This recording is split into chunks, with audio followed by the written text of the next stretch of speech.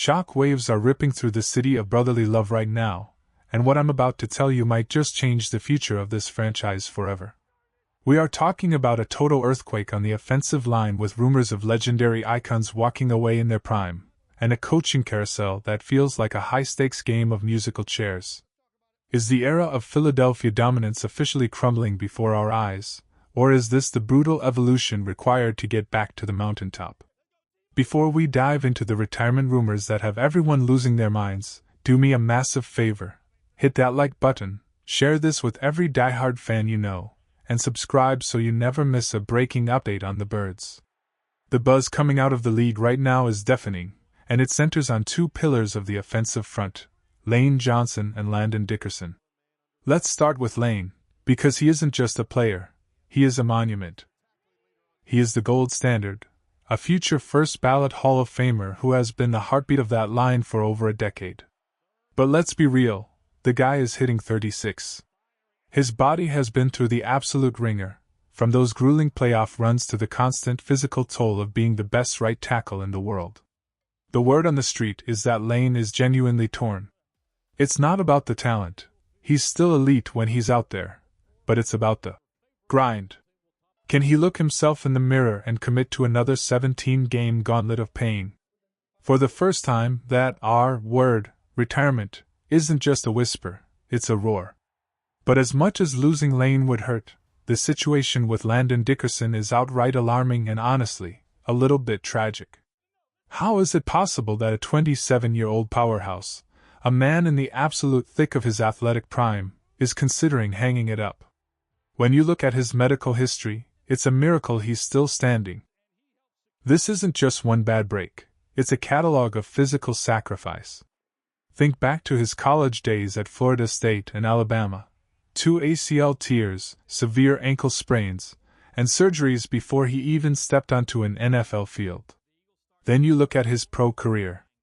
Thumb injuries, foot sprains, and this past year, a meniscus procedure in training camp that clearly sapped his power. Landon is a prideful guy. He doesn't want to put mediocre tape out there.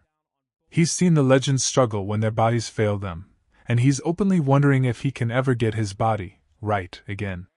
If he leaves, it's not just a hole in the lineup, it's a crater in the soul of this offense. We are talking about losing the present and the future of the interior line in one single offseason. Question of the day: if both Lane Johnson and Landon Dickerson retire this offseason, who is the one player in the draft or free agency that the front office must sign to save the season? Is there a tackle out there worth a top 10 pick, or do we go all in on a veteran? Drop your names in the comments below, I'm reading every single one. Now, let's talk about the coaching nightmare that's brewing. Think about the timing of all this. We aren't just losing players, we are potentially losing the greatest offensive line coach in the history of the game, Jeff Stoutland. He's been the architect of our success since 2013. He's the Stoutland University Dean. If you lose the architect and your two best builders at the exact same time, what happens to the house? It collapses. This would force the front office to abandon every single plan they had for the draft and free agency. Instead of hunting for weapons or defensive playmakers, they'd be throwing life jackets at the offensive line just to keep the unit afloat. We've always won in the trenches, but suddenly, the trenches are looking like a massive liability. And then there's the Jim Schwartz situation. This is pure, unadulterated drama.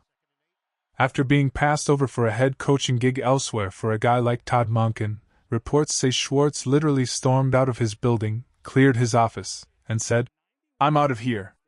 He was heated, and honestly, can you blame him? He's one of the best defensive minds in the game, and he feels disrespected. Now, he's hitting the market just as our current defensive leadership is contemplating retirement. Vic Fangio almost walked away last year, and it feels like 2026 is his last dance. The stars are aligning for a 2027 reunion with Schwartz. Can you imagine Jim Schwartz coming back to lead a defense filled with young, aggressive dogs like Quinyon Mitchell and Cooper DeJean? The scheme fits, the personality fits, and the timing is eerie. It feels inevitable, doesn't it? It's like the universe is correcting a mistake and bringing the wide nine energy back to Philly. We are also looking at a massive philosophical shift on the offensive side of the ball. A new, young coordinator is coming in, Sean Mannion, to install a system inspired by the brightest minds in the league, the McVay, Shanahan, and LaFleur style.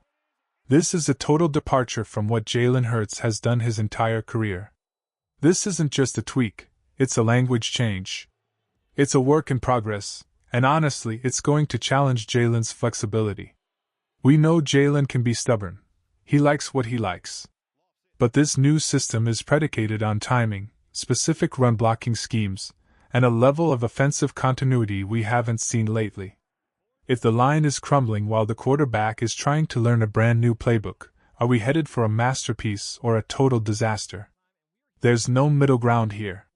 You either adapt or you get left behind in an NFC East that is only getting more competitive. Let's look back for a second to realize how much is at stake. Remember Super Bowl 59? Just a year ago, the vibe was so different. We were in New Orleans, and the Eagles fans had taken over Bourbon Street. The team looked like cold-blooded assassins.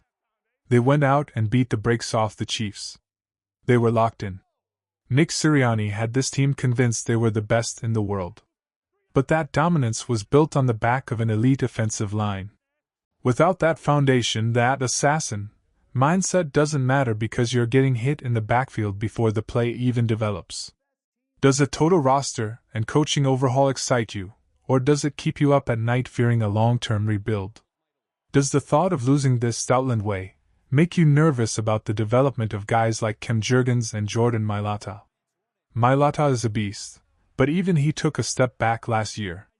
If he doesn't have Lane Johnson next to him, or Jeff Stoutland in his ear, does he stay elite? These are the questions that define a franchise's decade, not just a season. The reality is that Father Time is undefeated, and the physical toll of this game is unforgiving. We've been spoiled, let's be honest, we've been absolutely spoiled with elite line play for years. We went from Trot Thomas and John Runyon to Jason Kelce and Lane Johnson. It's been a golden era of trench warfare. But the bill is coming due. Whether it's the young Landon Dickerson or the legendary Lane Johnson, the faces of this franchise are changing right before our eyes. This isn't just about X's and O's anymore, it's about the very identity of Philadelphia football. We are standing on the edge of a new era, and while the uncertainty is terrifying, the potential for a fresh, dominant start is right there if the front office plays their cards right. If they can nail this transition, if they can convince Schwartz to return, and if they can find the next generation of Stoutland disciples, the birds will be back. But make no mistake, the next few months will be the most stressful and pivotal moments in recent memory. Everything is on the line. The legacy of the 2020s Eagles is being written right now. Are we a one-hit wonder that peaked at Super Bowl 59, or are we a perennial powerhouse that can survive the loss of its greatest legends? The answer lies in the hands of Howie Roseman and the resilience of Jalen Hurts. It's time to see what this team is truly made of when the lights are brightest and the roster is thinnest.